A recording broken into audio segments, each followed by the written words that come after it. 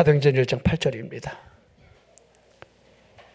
다 같이 할까요? 오직 성령이 너희에게 임하시면 너희가 권능을 받고 예루살렘과 온 유대와 사마리아와 땅끝까지 이르러 내 증인이 되리라 하시니라. 아멘.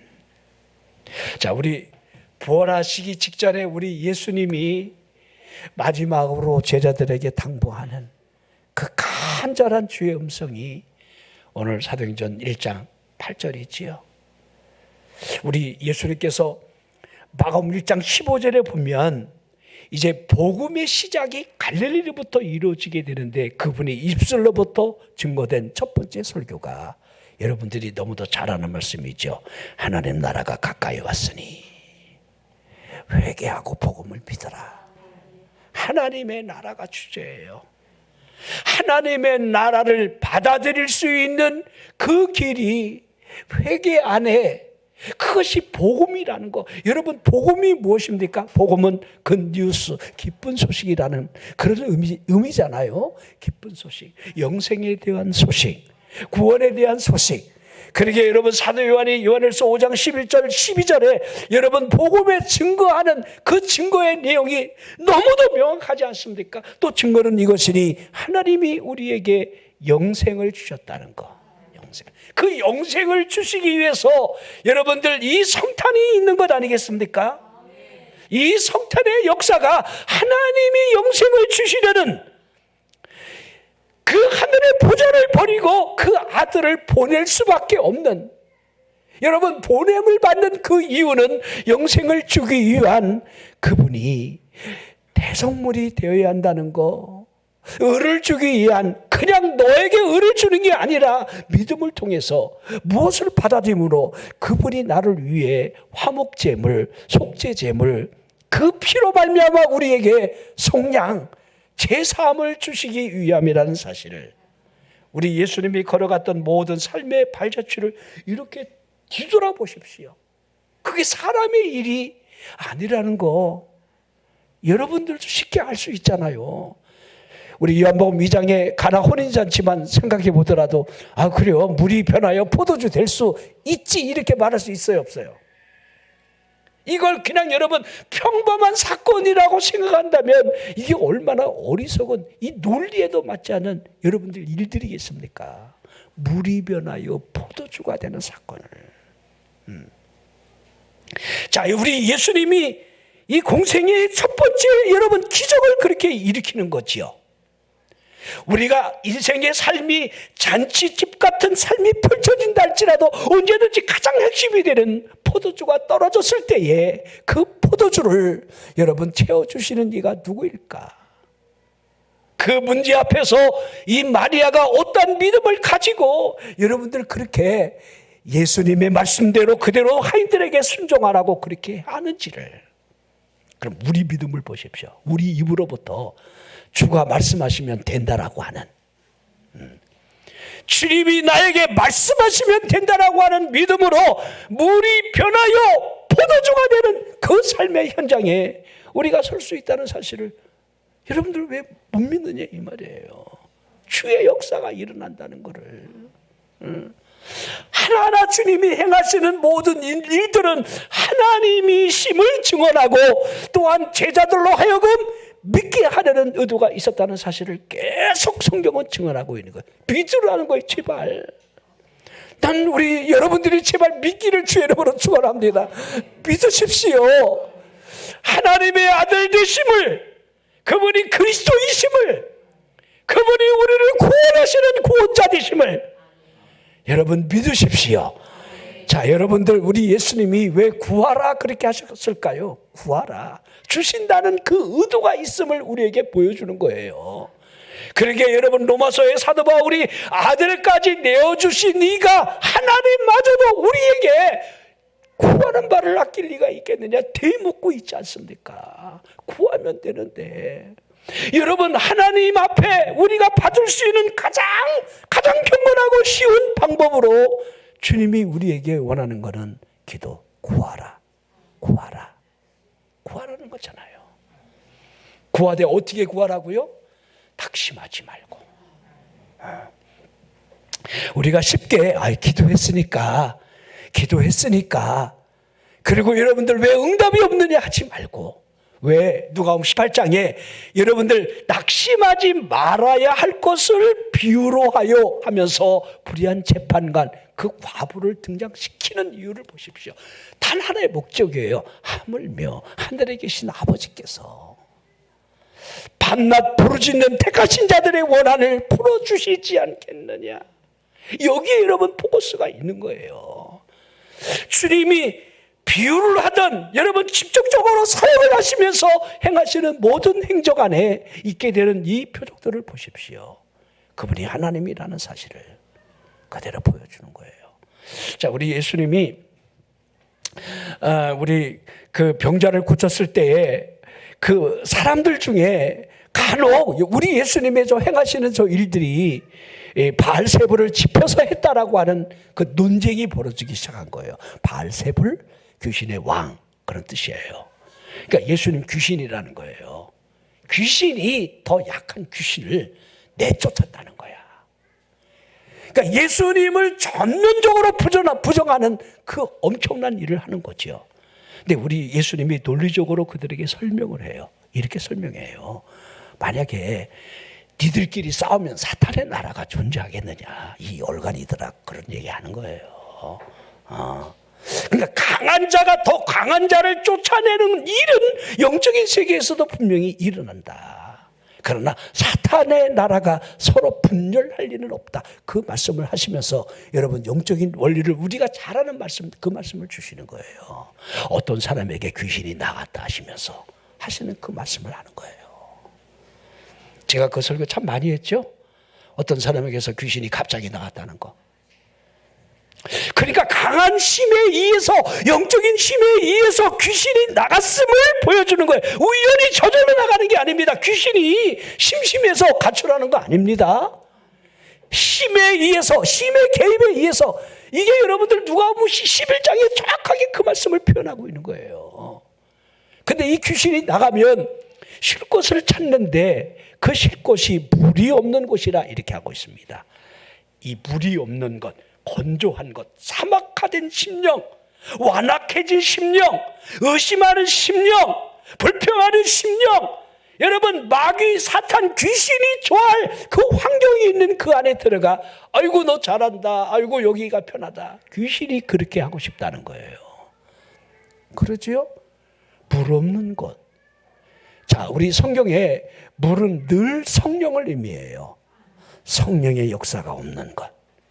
제가 여러분들 사도행전 1장 8절을 설명하면서 좀 서론적으로 여러분에게 이해를 좀 구하고 있는 거예요. 왜 우리 안에 성령의 역사가 있어야 하는지. 여러분, 만약에 귀신이 우리 집에 들어오려고 할 때 우리가 옛날 부르는 동요 있잖아요. 우리 집에 왜 왔니? 왜 왔니? 왜 왔니? 너 우리 집에 뭐가 있는 줄 몰라? 여러분, 귀신이 만약에 내 심령 속에 성령 받은 사람이라고 한다면 얼핏 보더라도 여러분 그 믿음의 역사, 성령의 역사를 보면 기겁을 하고 도망갈 겁니다. 문제는 뭐예요? 빈집이라는 거예요. 빈집. 집이 폈다는 거야. 근데 이렇게 기록되어 있죠. 청소하고 수리가 되었거늘. 청소는 하고 수리는 됐어. 자, 예수를 믿고 나니까 어느 정도 마음이 편해지고 말씀을 읽으면서 믿음으로 살아야지라고 하는 의식까지는 가 있는 거예요. 근데 그 집이 비어있다는 거예요. 그 집에 누가 있어야 되는데 예수 그리스도가 주인이 되어 우리를 다스리고 이끌어 주셔야 되는데, 그러게 여러분들 우리 예수님이 계속 강조하셨던 복음의 핵심 가운데 하나가 뭔지 알아요? 너희가 내 안에 거하라. 내 말이 너희 안에 거하게 하라. 내 안에 거한다는 말을요 굉장히 많이 하셨어요. 자, 여러분 계시록의 3장 20절도 그러지요. 볼지어다 내가 문 밖에 서서 두드리노니. 여러분, 문 밖에 서서 두드리시는 그 문밖은 우리 심령의 문을 의미하는 거예요. 심령, 졸고 있는 심령 앞에서도 주님이 문을 놓고 하고 있다는 거예요. 문을 내가 듣고 그 음성을 듣고 주님 오시옵소서 문을 여느냐. 그러게 여러분들 우리 예수님이 자기 땅에 왔을 때에 자기 백성이 알아보지 못하고 여러분들 영접하지 않았다는 사실을 쭉 설명해 가는 거지요. 그렇죠. 그분 안에 생명이 있었다. 그분이 참 빛이다. 그렇게이죠. 그분이 영생으로 오셨는데 사람들은 그 영생의 줄을 알아보지 못해요. 대적을 해요. 그러기에 뭐라고 합니까? 요한복음 1장 12절에 영접하는 자, 곧 그 이름을 믿는 자들에게는 하나님의 자녀가 되는 권세를 주셨다. 여러분, 하나님의 자녀됨의 이 권세를 여러분이 조금이라도 한번 생각해 보십시오. 이 얼마나 놀라운 일일까? 우리가 하나님의 자녀가 되었다. 이 권세가 있다. 권세. 여러분, 제가 오늘 본문의 1장 8절에 하나님이 오직 성령이 너에게 임하시면 너희가 권세나 권능이 같은 의미예요. 권능. 자, 이제 하나님의 자녀로서 영접된 사람에게 그분이 역사하실 그 힘의 능력을 이제 성령을 통해서 이루시기를 원하는 그분의 마지막 여러분들 유언이 여러분들 본문의 말씀이 되는 거예요. 예루살렘을 떠나지 말아라. 자, 우리 예수님이 부활하신 채로 40일 동안 이 땅에 계시면서 제자들에게 여러분들 하나하나 하나님 나라를 가르치셨다. 그렇죠? 그리고 난 다음에 마지막 하시는 분부가 사도행전 1장에 전장으로 기록이 되어 있어요. 그렇죠? 이제 너희가 몇 날이 못 돼요. 성령으로 세례를 받을 텐데 이 예루살렘을 떠나지 말아라. 자, 제자들은 마지막까지 우리 유대 민족이 회복하는 날이 언제일까요? 계속해서 집요하게 이 설명은 제가 하지 않겠습니다. 너희 알 바 아니라는 거예요. 우리가 여러분 믿음으로 산다 하면서 우리는 관심이 이 땅에 너무도 많아요. 우리 애국운동 중요합니다. 그러나 여러분들 이 애국운동 또한 하나님 손에 있다는 걸 우리에게 보여주는 거 동일한 해석이라고 생각이 되어집니다. 하나님이 이끌어 가셔. 하나님. 제가 여러분 미국에 어느 목사님이 예언자, 그분 대단한 예언자라고 하는 거 제가 우리 공동으로 읽을 수 있도록 한번 올려줬습니다. 우리나라가 앞으로 몇 년 후에 이제 얼마 후에 일어날 일들, 하나님이 이 민족을 어떻게 쓰신다는 것을 미국의 목사님이 환상을 보고 그 계시를 보았다는 거. 나는요 그거 그냥 여러분들이 슬쩍이라도 읽어봤으면 좋겠어서 올린 거예요 그냥. 근데 나는 기분이 너무 좋더라고. 우리나라가 G1이래. 미국 제기국. 세계 최강대국이 된대.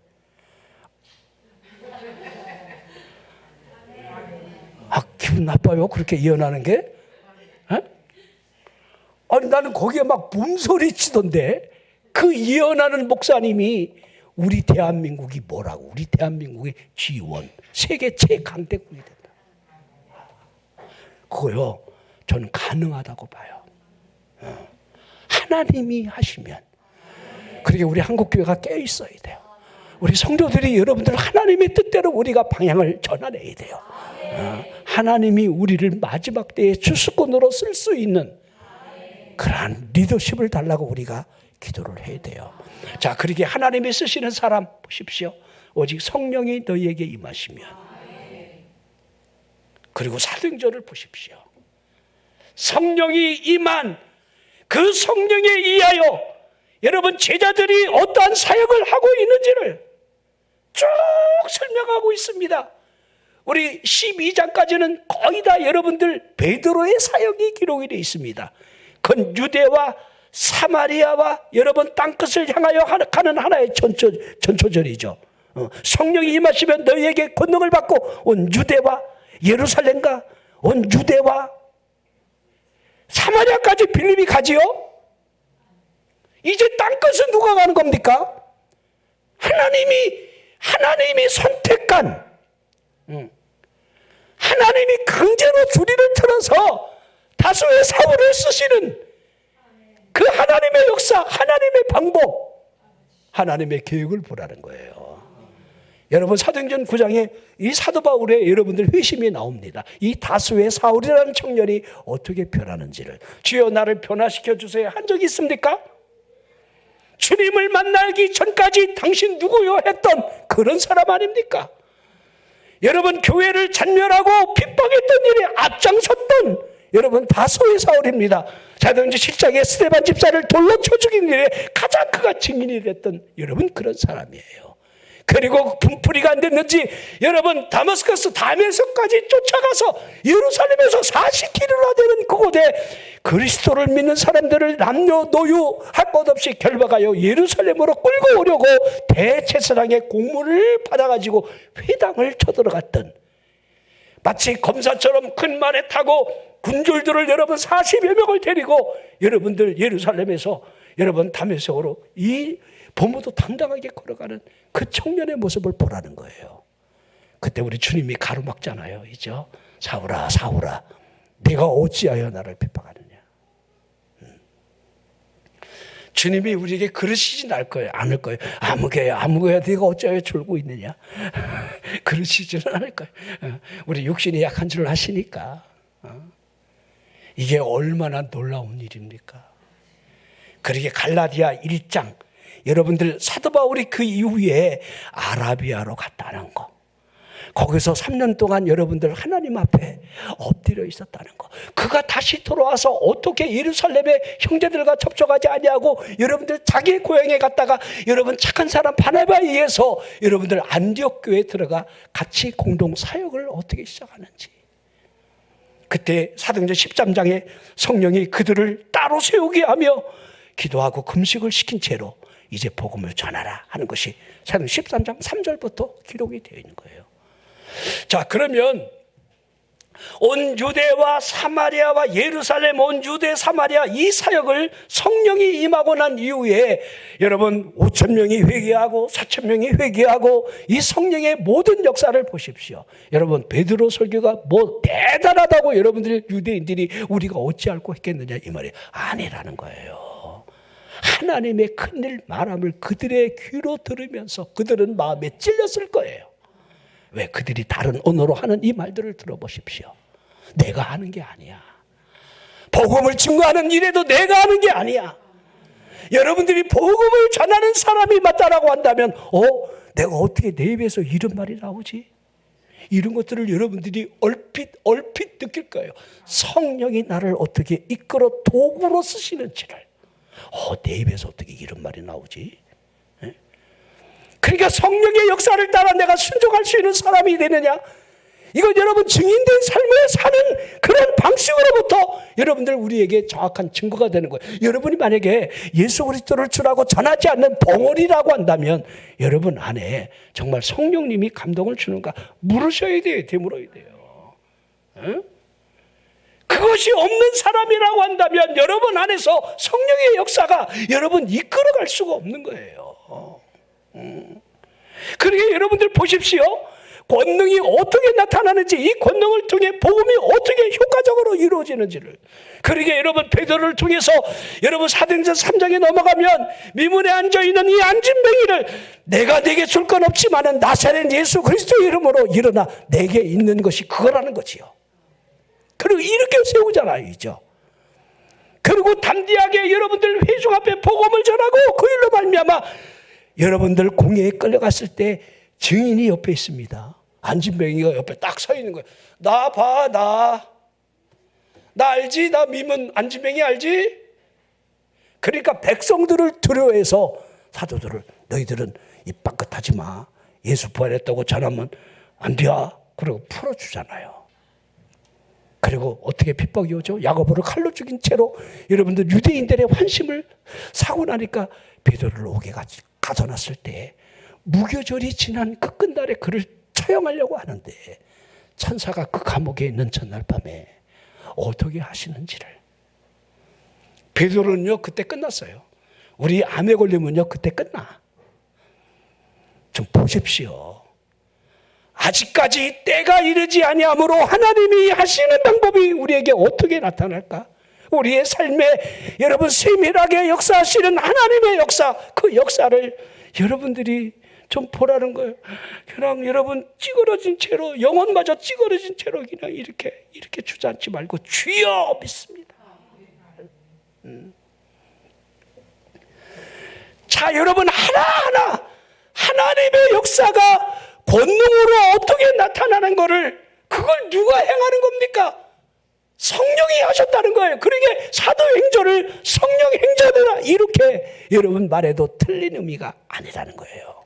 마지막 28장까지 여러분 13장을 기준으로 다수의 사울, 여러분 사도 바울이 행하는 이 사역들을 보십시오.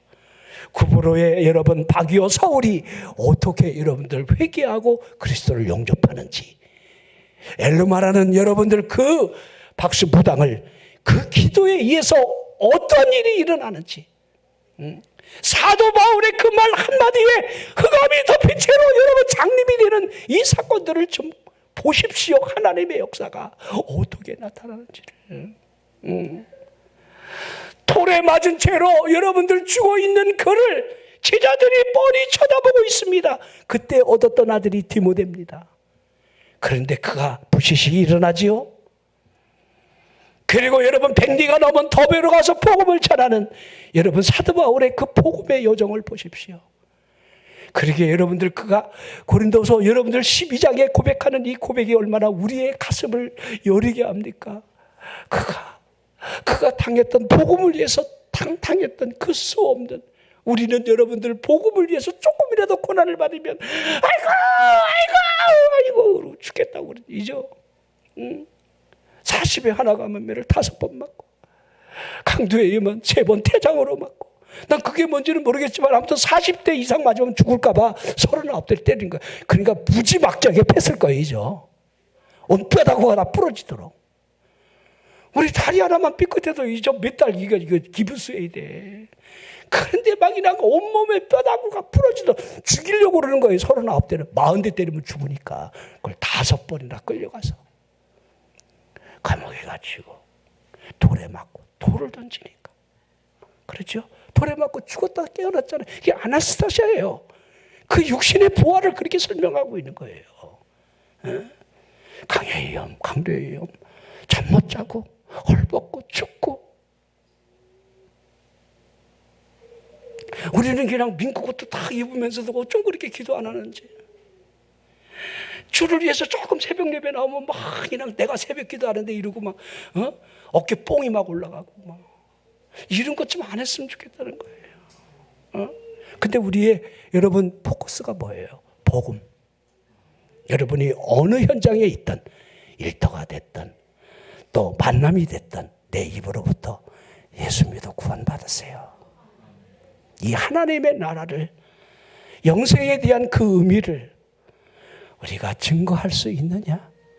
여러분, 그러기에 또 증거는 이것이라 하면서 하나님의 아들이 있는 자에게는 생명이 있고 하나님의 아들이 없는 자에게는 생명이 없느니라. 이 생명의 의미를 여러분 스스로가 묻고 돌아가십시오. 하나님의 아들이 내 안에 있는가? 하나님의 아들이 있다는 말은 성령으로 인치심이 있는가? 인이라고 하는 것을 제가 여러 번 설명을 하게 됩니다. 하나님이 너는 내 것이라는 거예요. 내가 너를 지명하여 불렀다 했던 여러분 구약의 말씀이 우리에게 성령의 인치심으로 우리에게 그대로 보여주고 있는 거죠.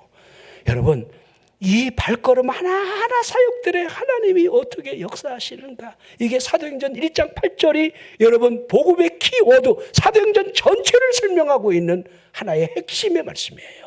오직 성령이 너에게 임하시면, 그러면 물어봅시다. 성령이 임하기를 원해야 되겠죠.